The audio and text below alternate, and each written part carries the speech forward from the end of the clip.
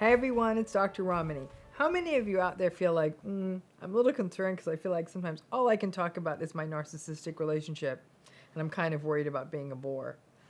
I get it, because when you're really in the thick of it, you're so confused that sometimes you feel like you need to keep talking about it.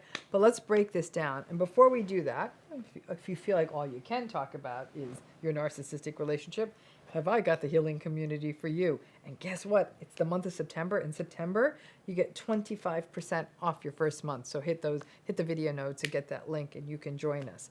And then you can talk about your narcissistic relationship all you want. But now let's really break down what happens when you feel like all you can talk about is your narcissistic relationship and kind of how to push back past that. So one of the most difficult aspects of any form of narcissistic relationship is the rumination. Especially when you're in the thick of it, it's always in our heads. The gaslighting confusing us, the bizarre conflicts, the manipulation, and sometimes even betrayal or other concerning behavior. These are not normal spaces. You're like, what? They just did what? Like, what? It's a lot of that. You may ruminate on how you can make it better, how you can change. You may waste time on finding old text messages and voicemails and emails and social media posts to prove your point. These relationships really take up a lot of time. And obviously, if something is taking up that much space, it's often the primary thing that's on your mind, and to the detriment of other things in your life.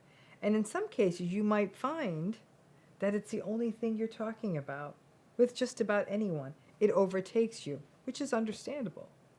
Maybe you're looking for someone to just sort of give some form of validation of your experience. Maybe you're looking for a reality check. Maybe you just want to get it out of your head.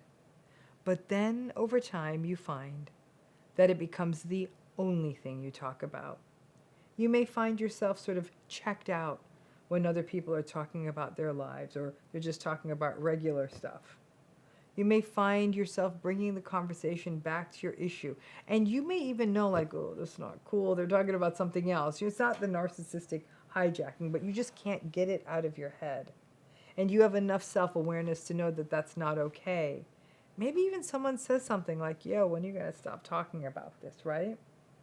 But what can get challenging is that you may not have that many places to talk about it. If you're lucky, you have therapy or a support group. Maybe you have a few trusted friends. But beyond that, you may not have other places because there may be people in your life who are enablers. They may still have a connection to the narcissistic person. There may be family who can't hear about it. Maybe your own children who are around you. So it may feel that once you sort of sort through all of that, it's a pretty short list of folks you can talk with.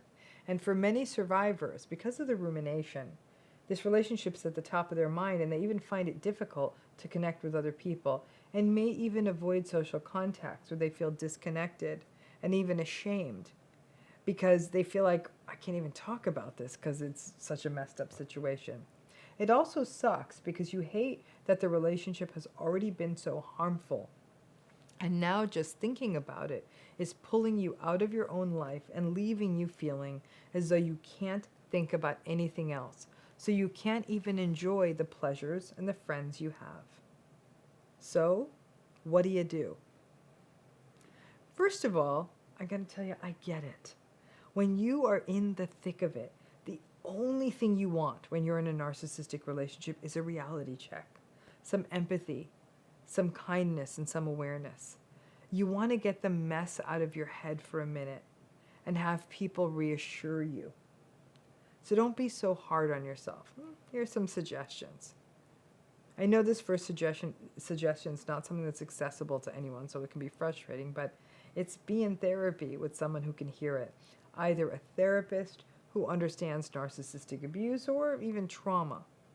Having that space can make a huge difference, as you can say anything you need to say, and it's your time. The therapist is there to listen to you.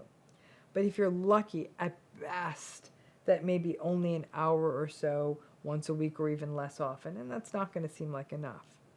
Second, a good trick, or I wouldn't say trick, but skill to practice is get into the habit of asking other people about their lives first. And no, I don't mean this as a manipulation, not like, okay, I'm going to listen to them for 15 minutes and then I can talk about my stuff. But just to set the tone and practice that. It can be helpful to hear where other people are at in their lives, and it can also ground you to hear about them. This is a tough balancing act because you've had to silence your needs and the things you want to talk about for so long just to be in a narcissistic relationship. And not talking about yourself may feel like, here we go again. But you also don't want your narcissistic relationship to be the only thing you talk about. So after maybe allowing or letting or hearing from another person share, then next, talk about something in your life that isn't the narcissistic relationship. It could be your pet. It could be about a movie you saw. It could be something you saw in the news. Anything. Try it out.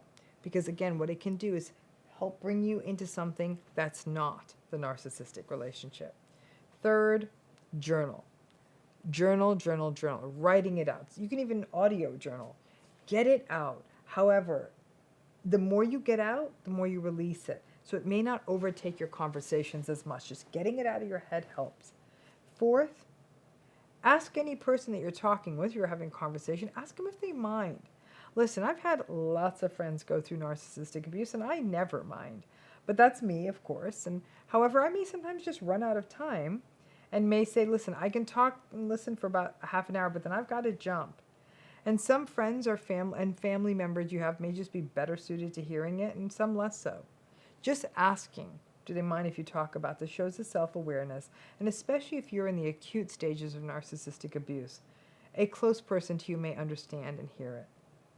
Fifth, get educated. Read, listen. You're watching this. Sometimes that in and of itself can be helpful. And while it's not you sharing your story, hearing about these relationships is a reminder that you're not alone and can make a difference.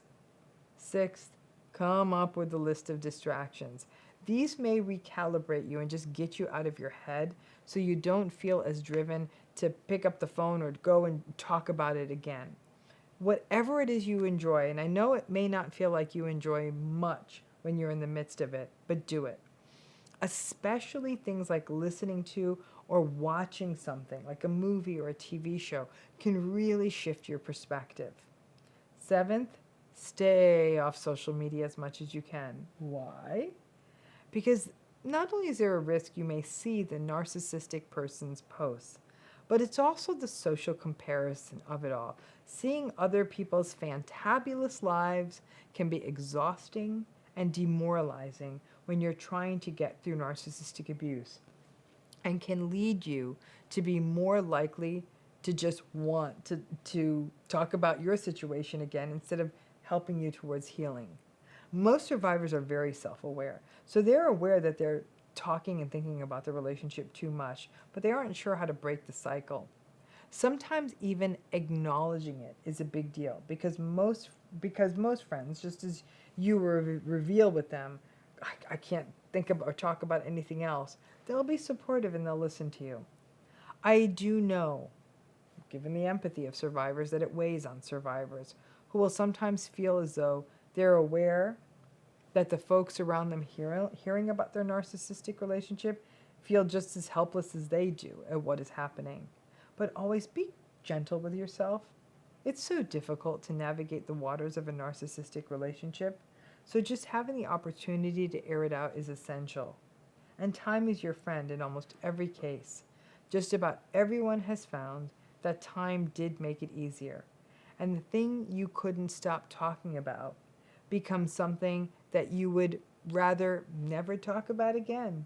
And you may find yourself being the person who becomes the solicitous ear for someone who needs to talk it out. I remember some years back, I was coming off of a relatively brief but quite narcissistically abusive relationship.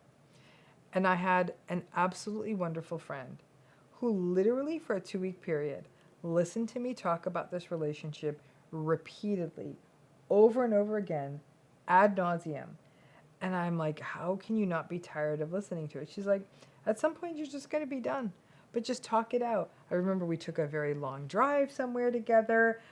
She was living in my house, and she listened and she listened. She didn't just listen, sort of without talking.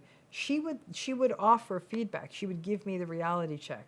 I'll tell you, After 2 weeks of having that intensive experience of just getting to talk with a friend about it, I really actually did release it. In addition to talking with her, I used journaling and all of that. It helped. But having a real life, loving human being in my life who could hear it and who patiently said, if you talk about it enough, you'll release it. She gave me permission. So I hope to all survivors, you're able to find that someone, but I also understand that some of you may feel like this is all I can talk about. Is there something wrong with me? There's not. Time is your friend. There's going to be a day that comes along where you no longer want to talk about it again. But between then and now, I hope you find those spaces, but also communicate that self-awareness and let people know this is overwhelming me. I can't think about anything else. Just giving people that sort of level of insight. You'd be surprised at how many people can hold space for it. Remember, always be kind to yourself. Thanks again.